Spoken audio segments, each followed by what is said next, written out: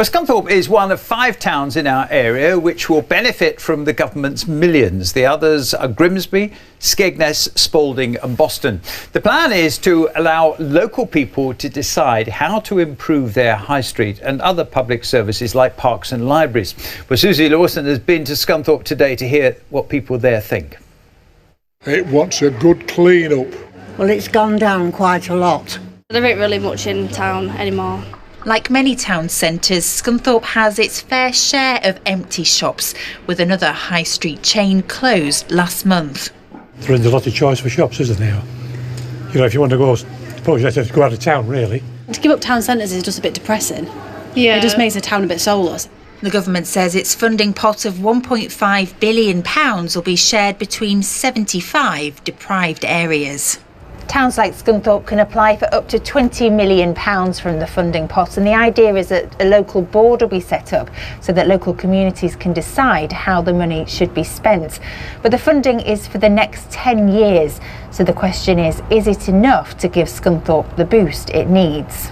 It's a re-announcement of the money that the last government announced. We're really keen as a council to make sure we use it to, rejuvenate the community, reinvest in the community, and we're working really closely with a number of community groups to see how we can best spend it in Scunthorpe.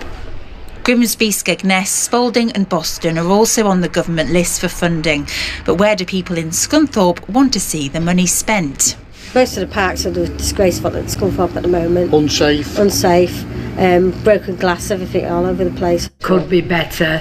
It's like a ghost town, isn't it? There's loads of shops shut. Nowhere for kids to go. So doing something for the kids, like youth clubs again or something like that. Do you think Scunthorpe is a deprived community? Yes. Why do you think that? Just walk round town and you can see for yourself. Now the government has confirmed the funding pot. It'll be down to the people in the community to decide where it goes. Susie Lawson, BBC Look North, Scunthorpe.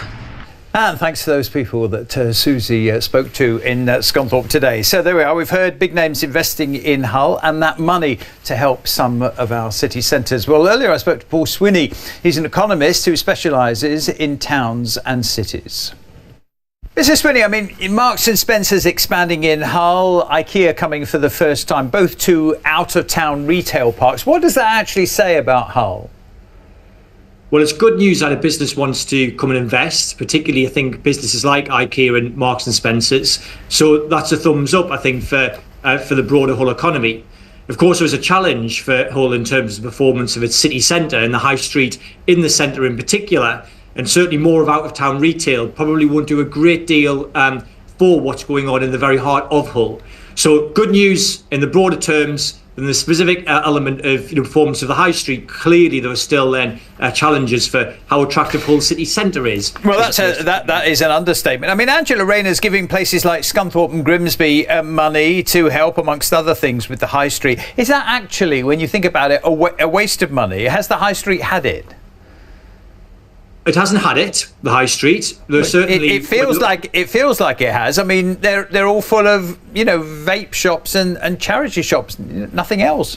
Well, when you look across the country, there's a real difference in performance of different high streets. So if you were to go to a place like Brighton or Birmingham, for example, the high street's doing pretty well. But the main reason for that is because they have a lot of jobs in there, a lot of office-based jobs that pull in workers, at least 3 times a week, that then walk past these shops and go in and spend their money. The big challenge in Hull and Scunthorpe is that you just haven't got that same concentration of jobs in the centre of either place.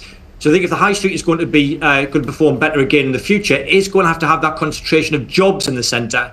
Now, will the money from the government help to change that?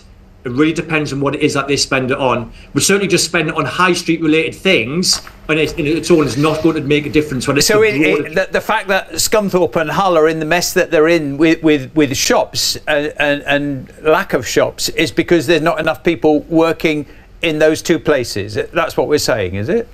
There's not enough jobs in the city centre or the town centre of Scunthorpe in Scunthorpe's case. That means that people are getting in their cars, driving even further out of town to get to their jobs, and they're nowhere near the city centre or the town centre for at least 5 days of the week. That's the key challenge. That's the thing that we do see in places that do have vibrant.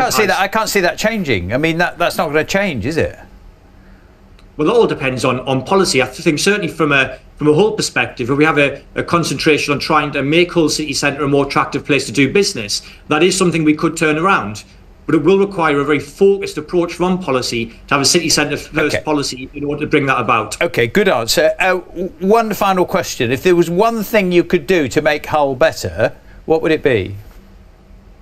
It will be investing in skills of the residents, trying to pull up the amount of qualifications that people have to attract in more high-skilled businesses that hopefully in particular will want a city centre location. We could talk about this for a very long time. Mrs. Swinney, good to have you on the programme tonight. Thank you very much indeed.